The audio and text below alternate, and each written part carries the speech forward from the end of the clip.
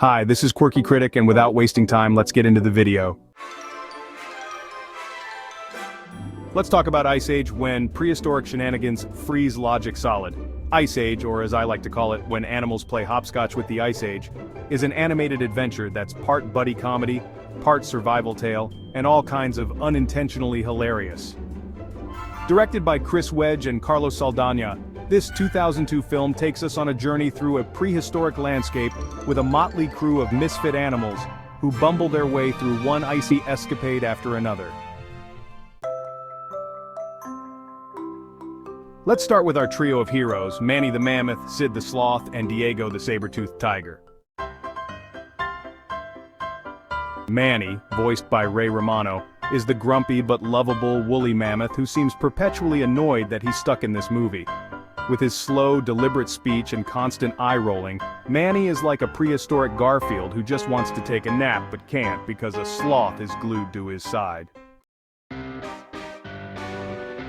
Sid, voiced by John Leguizamo, is the hyperactive sloth whose main talent appears to be causing trouble and narrowly avoiding death. With his lisping voice and frantic movements, Sid is like the animated embodiment of a sugar-high toddler in a toy store. Watching Sid try to survive in the Ice Age is like watching a hamster navigate an obstacle course made of dynamite and banana peels. Entertaining, but you're always half expecting him to blow up. Then there's Diego, voiced by Dennis Leary, the saber-toothed tiger who's supposed to be menacing but ends up looking more like a house cat with a hangover. Diego's arc from villain to hero is as predictable as it is amusing, mostly because his attempts to be threatening are constantly undercut by his companion's antics. It's hard to take a saber-toothed tiger seriously when he's being outsmarted by a sloth who can barely walk without tripping. The plot of Ice Age is as straightforward as a snowball fight, with a story about returning a human baby to its family while dodging various prehistoric perils. The baby, Roshan, serves as the unlikely glue holding the group together, mostly because they have no idea what else to do with him. Watching these animals try to care for a human infant is like watching three bachelors try to babysit. It's a miracle the kid survives the first 10 minutes.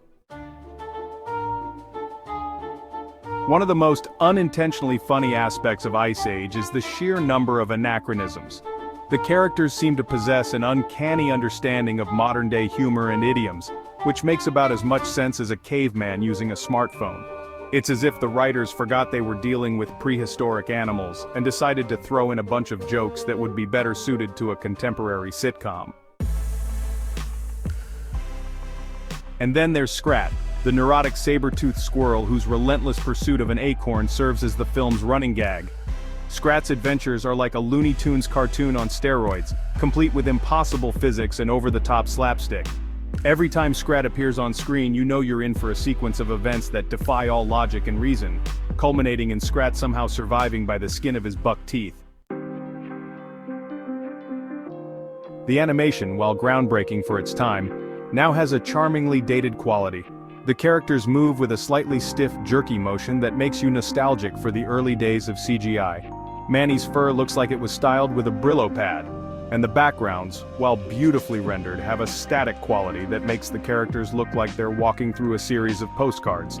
The dialogue is filled with quips and one-liners that range from genuinely funny to eye-rollingly corny.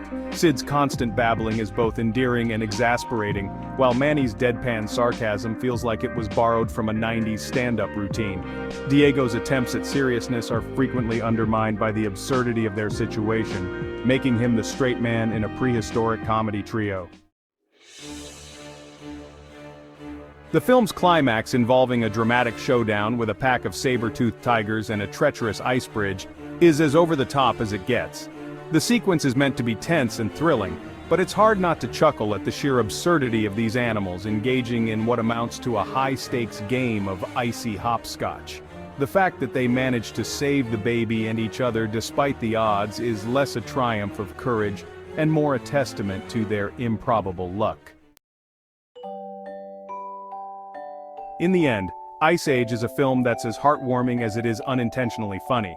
So grab your popcorn, bundle up, and prepare to be whisked away on a frosty adventure where logic is frozen solid, and the laughs are thawed out by the warmth of friendship.